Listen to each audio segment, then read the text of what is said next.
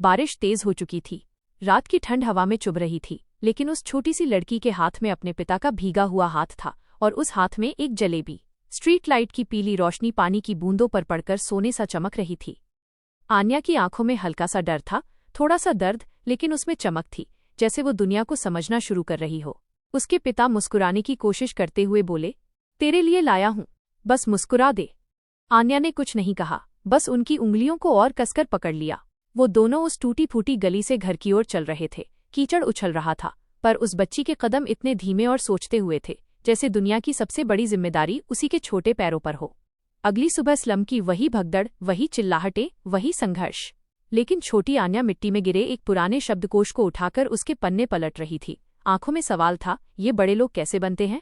उसके पिता उसके छोटे से डिब्बेनुमा घर में बैठकर उसका बैग सिल रहे थे। तू पढ़ ले, दुनिया बदलेगी, उन्होंने कहा। आन्या ने सिर्फ मुस्कुराया, लेकिन उस मुस्कुराहट में एक वादा था, मैं बदलूंगी। दिन बीतते गए और एक दिन स्कूल की क्विज प्रतियोगिता में वो सबसे आगे थी। जिस वक्त उसका नाम विजेता के रूप में पुकारा गया, स्लम के बच्चे दूर से ताली बजा रहे थे और उसके पिता गर्व से भरकर उसकी सिकुड़ती हुई छत के नीचे बैठे आंसू छुपा रहे थे। उसे शहर के बड़े स्कूल में स्कॉलरशिप मिली। जब वो पहली बार उस स्कूल के गेट पर पहुंची, लोगों की निगाहें उसके कपड़ों पर थीं, उसकी चप्पलों पर थीं, लेकिन उसकी निगाहें सिर्फ उस इमारत पर थीं जिसके भीतर उसका भविष्य लिखा था। वहीं से उसकी यात्रा बदलने लगी। वो अंग्रेजी सीखने लगी, भाषण देने लगी, किताबें निगलने लगी।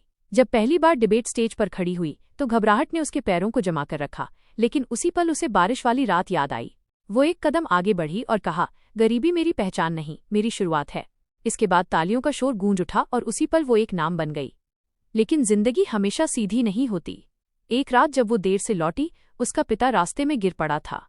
अस्पताल में पैसे कम थे, डॉक्टर का चेहरा सख्त था और आन्या की आंखें लाल।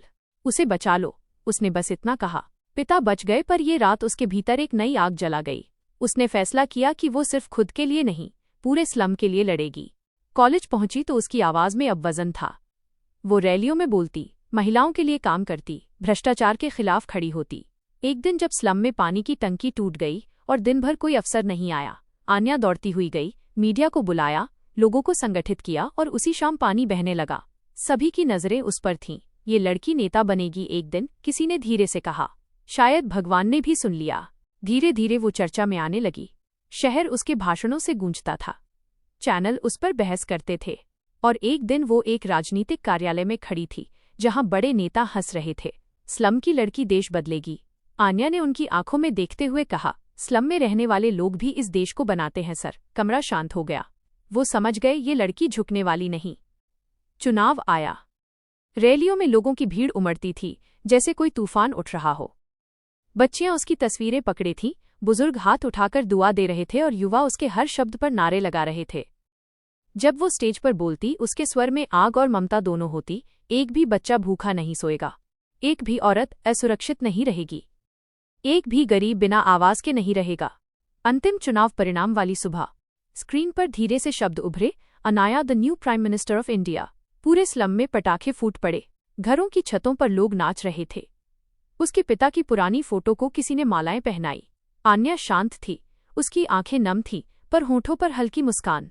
वो जानती थी ये जीत उसकी नहीं थी, उन सबकी थी जो उसके जैसे थे। शपथ ग्रहण के दिन संसद के सामने लाल कालीन बिछा था, कैमरों की चमक थी, दुनिया देख रही थी। आन्या ने हाथ उठाया और जैसे ही उसने शपथ ली, उसे बारिश वाली रात, भीगा हाथ, जलेबी और अपने पिता की आवाज याद आई। मुस्कुरा दे, उसके दिल में गूंज उठा। उसने मुस्कुरा दिया। पूरा देश उसका चेहरा देख रहा था।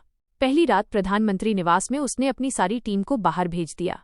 अकेले गार्डन में चली गई। वहां एक स्ट्रीट लाइट थी, बिल्कुल वैसी जैसी उसके स्लम में थी। वो उसी के नीचे बैठ गई, जमीन पर पैर मोड़कर, बिल्कुल उसी तरह जैसे बचपन में पढ़ती थी। आसमान शांत था, हवा धीरे से बह रही थी और वो एक पुरानी किताब खोलकर पढ़ने लगी। क्यों? क्योंकि वो कभी नहीं भूलना चाहती थी कि वो कहाँ से आई है।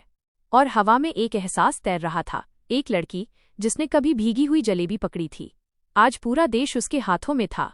एक लड़की जिसने रातों में रोशनी के नीचे पढ़ा, वो करोड़ों के भविष्य की रोशनी बन चुकी थी। ये कहानी सिर्फ उसकी नहीं थी, ये हर उस भारतीय की कहानी थी जिसे दुनिया ने कम आंका था। और अब उसकी यात्रा तो बस शुरू हुई थी।